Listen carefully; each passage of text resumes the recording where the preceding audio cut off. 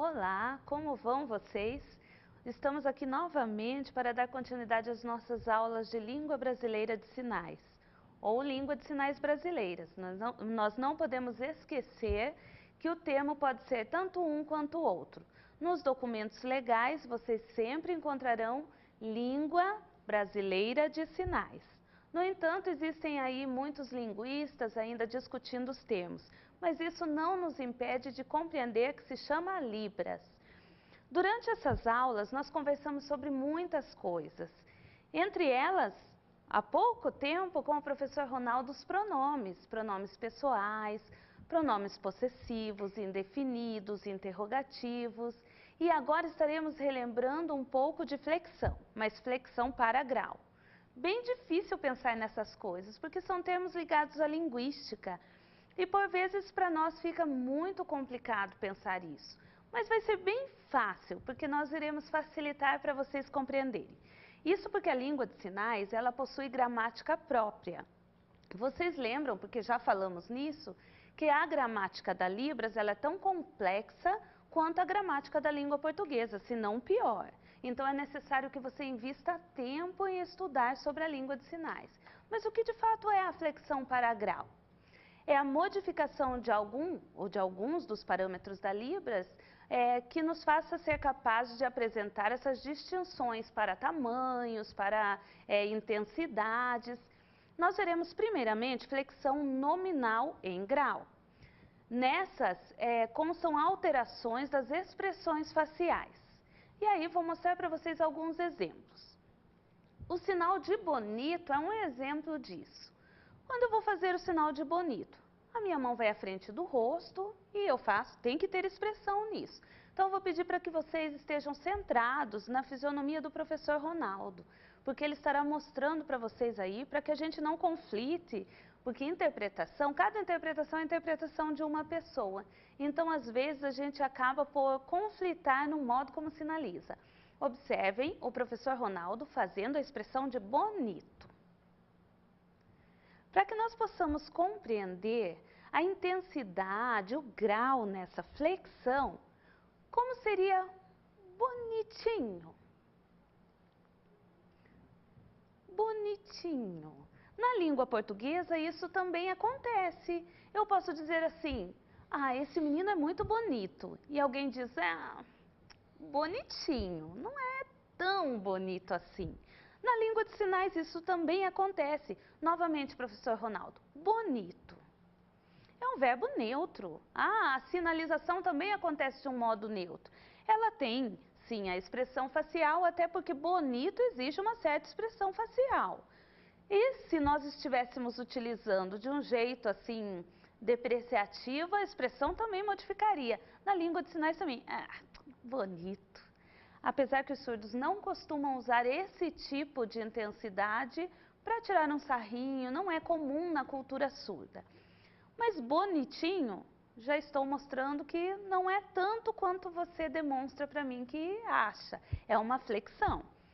Do mesmo modo, legal.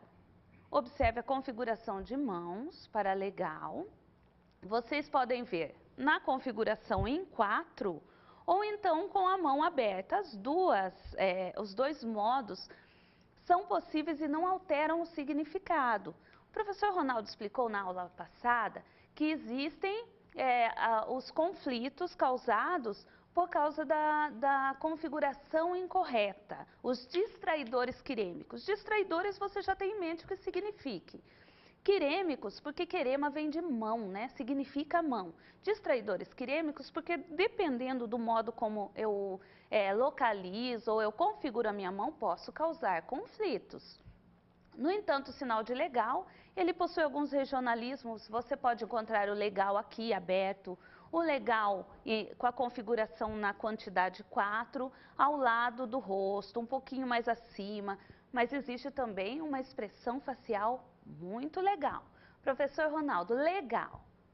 Olha a expressão facial, ela também tem que estar presente aí. E legalzinho.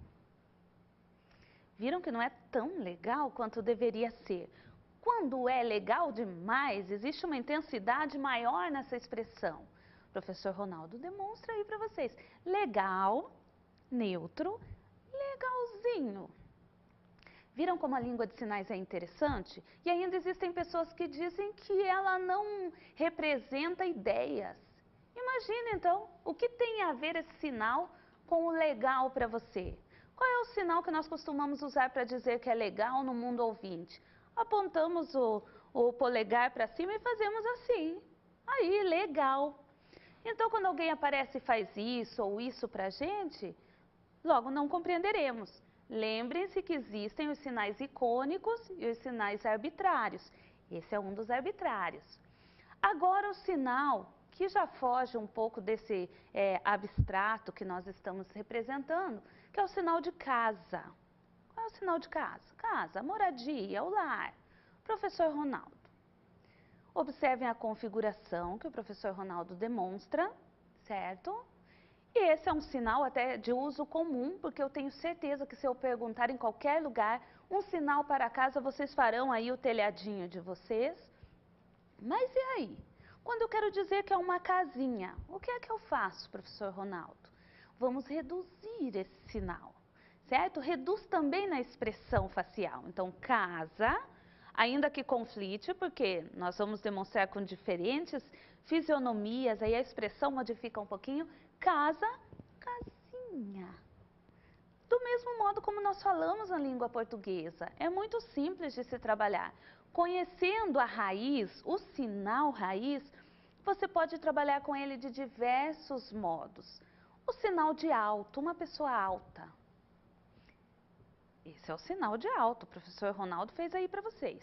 O indicador para cima, alto, os movimentos helicoidais aí, ou em espiral, como a gente chama, né? Movimentos em espiral. Mas e se eu quero dizer que é muito alto, altão? Olha para cima, observa lá o movimento. Então você vai fazer todo o movimento, mas vai observar como se aquilo fosse além da sua vontade. É claro que vai depender da intensidade que você quer dizer que é alto. Alto, normal, vai até a altura dos meus olhos, mas quando é alto demais, aí precisa uma expressão maior e o olhar também acompanha esse sinal de alto. Muito alto. É interessante, não é? E se você sente calor, como é que você faz? Observem configuração de mão nas mãos do professor Ronaldo. Calor, certo? Pode ser feito também esse sinal com as duas mãos. Calor. E se eu quero mostrar um calor muito intenso, que é costumado chamar aí no senso comum de calorão, como é que eu demonstro? Expressão facial, intensidade no movimento. Vamos lembrar o sinal de bonito de novo? Nós já trabalhamos. Bonito. Agora bonitinho, professor Ronaldo. Isso mesmo, bonitinho. E bonitão. Aquele bonito de admirar. Isso mesmo, muito legal, não é? Quer dizer que se eu chego para um surdo e quero dizer assim, ai, que bonitinho isso, eu posso simplesmente usar o sinal raiz? Claro que não. Coloca intensidade aí nesse seu modo de olhar, na sua expressão facial, até mesmo na corporal, se essa conversa for informal. Mas precisa utilizar sim, isso é flexão e existe na língua de sinais. Em uma frase na Libras é muito importante e produtivo também que você saiba utilizá-las bem. Mas também há outros tipos de flexões na Libras, como por exemplo a flexão verbal. Nós temos aí a possibilidade de flexão verbal para pessoa, número, locativo e aspecto também. Os verbos que flexionam em pessoa nós chamamos de verbos com concordância. Você já ouviu isso na língua portuguesa. Talvez não tenha entendido bem, mas na língua de sinais isso tem que ficar muito claro para você. O verbo falar, como é que eu posso fazer esse sinal? Falar. Então tem dois modos de sinalizar falar. Para nós ouvintes que falamos, ele pode ser configurado em P, a sua mão de dominância em P, saindo da sua boca para frente com um movimento. Falar, falar muito ou simplesmente falar, certo? Pode ser utilizado também com a configuração em Y, saindo da sua boca. Mas esse saindo da boca, a impressão que se dá é de informar, no entanto, é utilizado para falar.